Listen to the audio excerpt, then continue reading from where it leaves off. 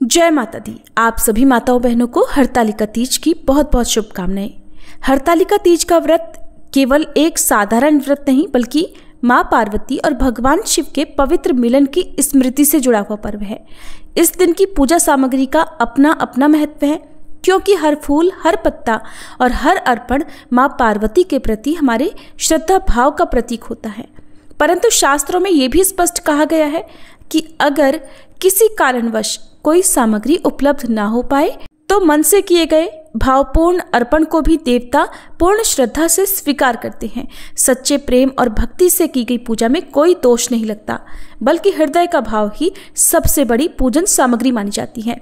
इसलिए हरतालिका तीज की पूजा करते समय सबसे पहले तो ये विश्वास रखें कि आपका हर आह्वान, हर पुष्प, हर दीप और हर मंत्र माँ पार्वती और भगवान शिव तक अवश्य पहुँचता है। भक्ति में कमी सामग्री से नहीं बल्कि केवल भाव की कमी से होती है।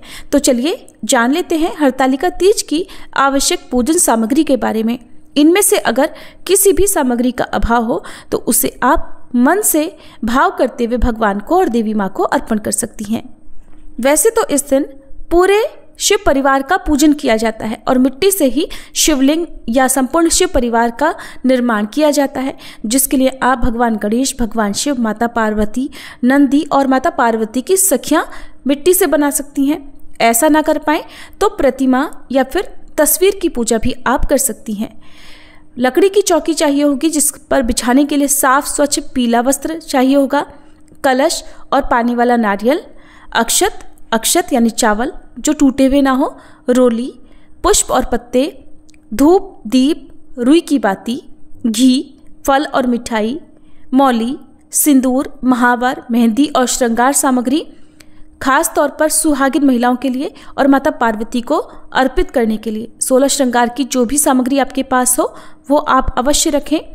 सुपारी, पान और लौंग, इलायची, नई चुनरी या वस्त्र माता पार्वती को अर्पित करने के लिए। और आज के दिन भगवान शिव और देवी पार्वती का गठबंधन भी किया जाता है और इस गठबंधन को खास तौर पर जो कुंवारी कन्याएं होती हैं जिनके विवाह में अड़चनें आ रही हैं, अगर श्रद्धा के साथ और मन में विश्वास रखकर भगवान शिव और देवी पार्वती का यदि गठबंधन करती हैं, यानी जिस तरह से वर और वधू के फेरे कराने के लिए जो पटका बांधा जाता है, अगर वो पटका या फिर पटके के रूप में कलावा बांधकर गठबंधन किया जाए तो विवाह के योग बनते हैं। इसके अलावा हरतालिका तीज की कथा पुस्तक आपको चाहिए होगी, हवन सामग्री यदि आप हवन करना चाहती हो, और यदि कथा की पुस्तक आपके पास ना हो तो आप मोबाइल आदि के माध्यम से कथा का श्रवण कर सकती हैं या खुद से भी पढ़ सकती हैं। क्योंकि किसी भी सुहाग से जुड़े हुए व्रत में बायना भी जरूर निकालना चाहिए। बायने में आप फल, मिठाई, दक्षिणा, वस्त्र और श्रृंगार की कुछ सामग्री रखकर किसी सुहागिन महिला को भेंट स्वरूप देती हैं, तो आप बायना निकाल कर रखें। आरती करने के लिए कपूर और मंदिर में चढ़ाने के लिए दक्षिणा। यदि आप घर पर ही मिट्टी से शिवलिंग बना रही हैं, शिव परिवार बना रही हैं, तो ध्यान रखिएगा मिट्टी किसी तालाब या नदी के किनारे की हो, नहीं तो आप घर के ही किसी गमले से साफ मिट्टी लेकर उसे गंगाजल छिड़कर शुद्ध करने के बाद भी शिव परिवार की प्रतिमाएं बना सकती हैं। इसके अलावा गाय के गोबर से भी शिवलिंग या प्रतिमाएं बनाकर उनका भी पूजन किया जा सकता है। यदि आप मिट्टी से शिवलिंग बना रही हैं या प्रतिमाएं बना रही हैं तो आपको हर हाल में अगले दिन व्रत खुलने से पहले किसी शुद्ध जगह पर तालाब या नदी आदि में उनका विसर्जन करने के बाद ही व्रत खोलना चाहिए।